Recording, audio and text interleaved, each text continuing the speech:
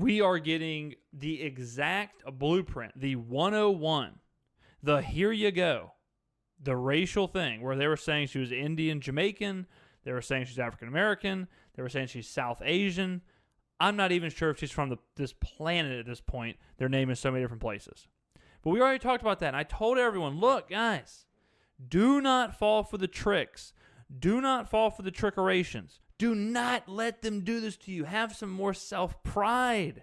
Have a little bit more self-pride than just to look at this and say, yep, there it is. The racial issue. She's South Asian, Indian, Jamaican. That's what I'm looking for. I've been dying for a South Asian, Indian, Jamaican vice president. Finally, thank God. Thank God we finally get to see the day where we get a South Indian, Asian, Jamaican female vice presidential nominee. I get a few photographs sent to me, and they are of Kamala Harris eating. I cannot believe I'm about to say this. It is Kamala Harris eating turnip greens, putting hot sauce on them. Texas Pete hot sauce. And the picture I was sent to me, the caption is, I can tell by the way she's putting the hot sauce on those greens, that's who I want to vote for. And it's unbelievable.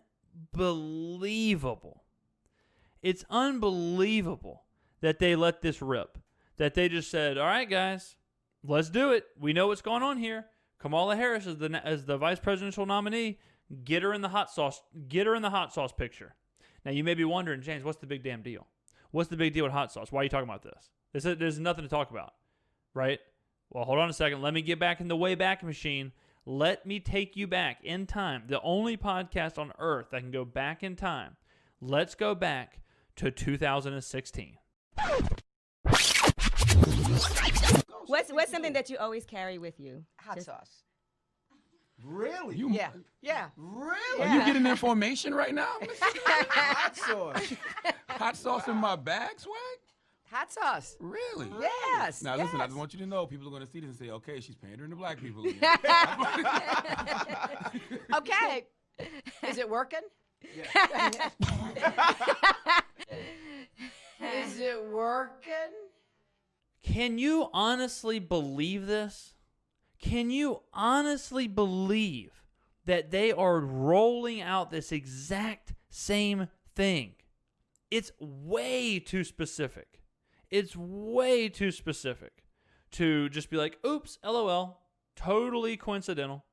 They're taking Kamala Harris, and they've reduced Kamala Harris to a meme.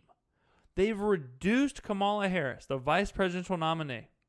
They reduced her to a straight-up trope and said, well, you got to do this.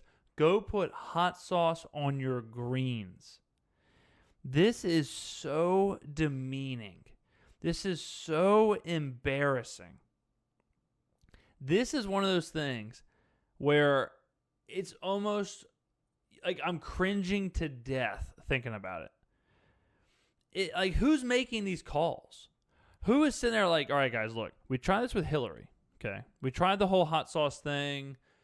Beyonce was doing her thing. You know, like, this didn't work, man. This didn't work. All right, we got Kamala Harris. We are 3 days into her after being named vice presidential nominee. What do we want to do? Go make her put hot sauce on greens and make sure someone is there to photograph it. I mean, it's just so bad. And I guess I'm going to have to be the champion for this. I really don't know.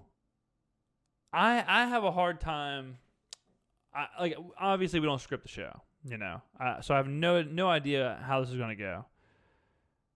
And I'm in a weird spot because, as a white guy, it's like I shouldn't have to be the champion for this. I shouldn't have to be the one who's doing this and saying this. And honestly, I don't even feel like I'm worthy of saying this. But I can't not point this out. But look, to the DNC and to whoever's making these decisions. It means a whole hell of a lot more to be African American than putting hot sauce on greens or just having hot sauce. I use hot sauce. I ate dinner tonight. I just used hot sauce. Frank's hot buffalo hot sauce, which is a whole lot hotter than Texas Pete. I can promise you that. I use hot sauce all the damn time. Like 21 Savage says. And I like hot sauce on my chicken. Oh, God. And I do like hot sauce on my chicken. I like hot sauce on a lot of stuff. That doesn't make me any more African American than anybody else. It's hot sauce. It's not. That's not their calling. Like, it's not their calling card. It's not like, all right, look. We have got to reach the African American voter. What can we do? Let's talk about some kind of police reform, maybe some training reform. Let's talk about prison reform. Let's talk about some topics that keep getting brought up. No, that all sounds dumb as shit. How about we just order a side of greens and throw hot sauce on it? Okay, look, that's incredibly stereotypical. It's incredibly degrading. Can we not do that? Can we talk about the actual policy? No, we're not. Get the greens. I eat fried okra all the time. I eat stuff that they literally have on this plate, and I'm pointing at the picture because it's on my screen. I eat this stuff all the time. I don't understand this. It just goes to show you. It goes to show you how little they actually care about their voters. How little they actually care about all this. I mean, this is a clown fiesta if I've ever seen one. Just in the middle of a restaurant. You know they drove over there. You know they had this planned. You know exactly they knew what to order, exactly what they were going to do with the photo, and they probably dumped hot sauce all over those greens, and they probably threw it in the trash. That's probably exactly what happened. I mean, it's just, I know a lot of African Americans, and friends with a lot of them, and know them very well. And there's a whole lot more to them than how they season their greens. I mean, it's just there's so much more to a human being than that. I couldn't imagine if a presidential candidate like Donald Trump, I'm trying to think of what even a stereotypical white food is, but I'm just imagining if Donald Trump was out there and he was vote, a photo op with him eating regular Cheerios or something. It's I don't care. I don't care what Kamala Harris is putting on her greens. I don't care what my own friends put on their food. I'm not friends with my friends because of how they eat their food or what they eat. How is this even a thing? And the saddest part is some people are literally getting tricked.